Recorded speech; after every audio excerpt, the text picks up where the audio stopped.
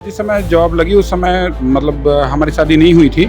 इस नौकरी लगने के बाद शादी हुई, क्योंकि जनरली ये होता है कि सरकारी नौकरी के आने के बाद सरकारी नौकरी जाती नहीं। और हमने शादी कर लिया और शादी करने के 1 महीने बाद जो है हमारी टर्मिनेशन लेटर है। सर अब स्थिति तो सबकी बिगड़ चुकी है, हमारे पास पैसे भी नहीं आ रहे हैं। जहाँ भी जाती हूँ सर मुझे यही सुनने मिलता है, तुम लोग को तो बैठा दिए, तुम लोग को तो बर्खास्त कर दिए। के ऊपर उंगली उठाया जाता है कि ये किसी प्रकार की गलत किए होंगे, कोई फर्जी सर्टिफिकेट लगाए होंगे। या तो मर के जाऊंगी या तो नौकरी लेकर आऊंगी। आपके बहुत सारे साथी बोल रहे हैं कि अब आंदोलन अभी तक शांतिपूर्ण हो चुका, गांधीवादी आंदोलन हो चुका है, अब भगत सिंह बनना पड़ेगा। पहली बार मध्य भारत का सबसे एडवांस 3 टेस्ला MRI सारी स्कैनिंग 6 से 10 मिनट में हो जाती है, जहां आम MRI मशीन 45 से 1 घंटे लेती है। GT diagnostic, near Nehru Nagar square, Priyadarshini परिसर, भिलाई।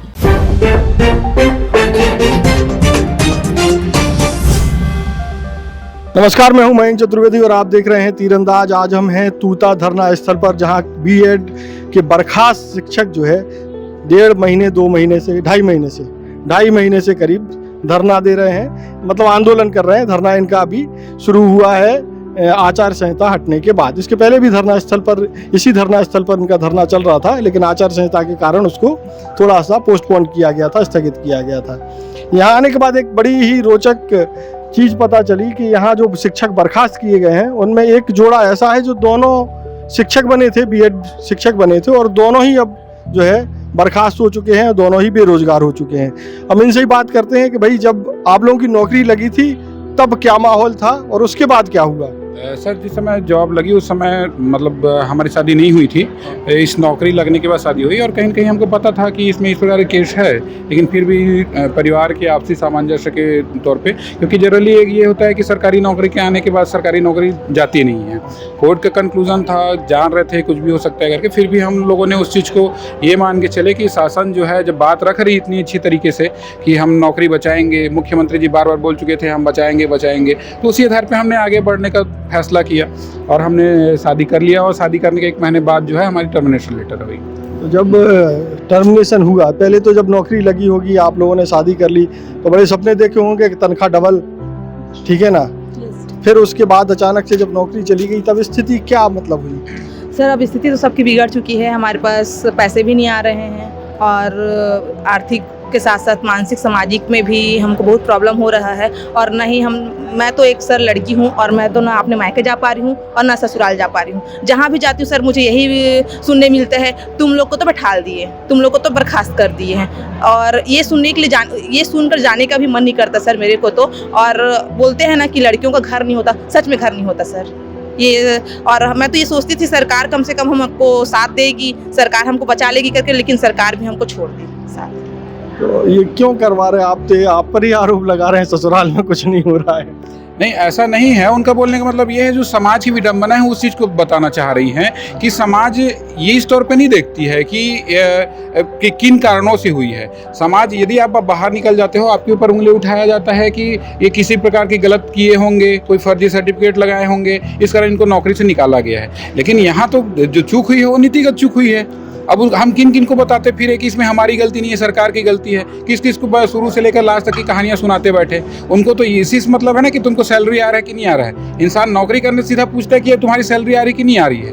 तो जब दोनों लोगों की नौकरी गई तब रिएक्शन क्या था समाज का या परिवार का।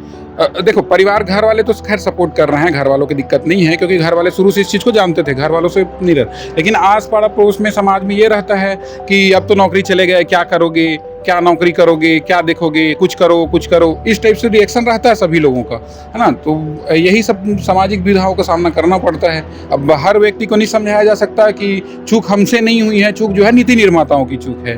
तो अच्छा, नौकरी जाने के बाद आपने अपना जो पारिवारिक जीवन है उसमें क्या बदलाव किया है। बदलाव सर यही की हूँ कि ना मैं अपने मायका जाती हूँ और नहीं ना ससुराल जाती हूँ, ऐसा है। और जब से सर तूता धरना ही है हम लोग। और रही बात कुछ दिन आचार संहिता लगा था तो हम लोग यही रूम रेंट लेकर के साथ में ही थे, ऐसा है। और आगे ही ऐसे करते ही रहेंगे सर जब तक हमारा समायोजन हो ना जाए।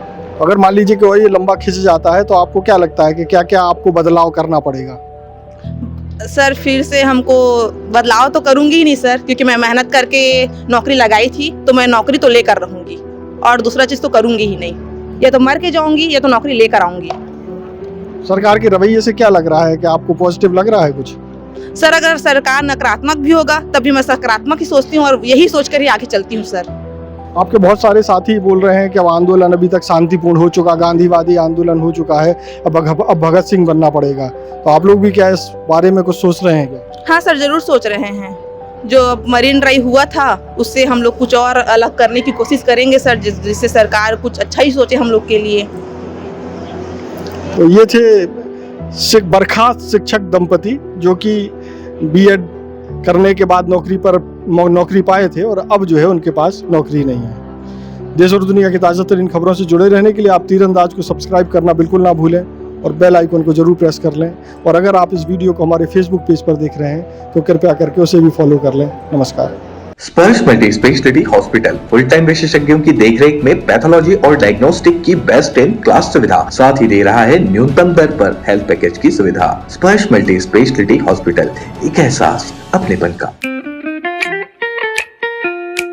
खुश है तो फिर खुशी मना ले, छोटा बड़ा केक मंगा ले, संगम में मिलता है बढ़िया केक, संगम में मिलता है बढ़िया केक। तीरंदाज।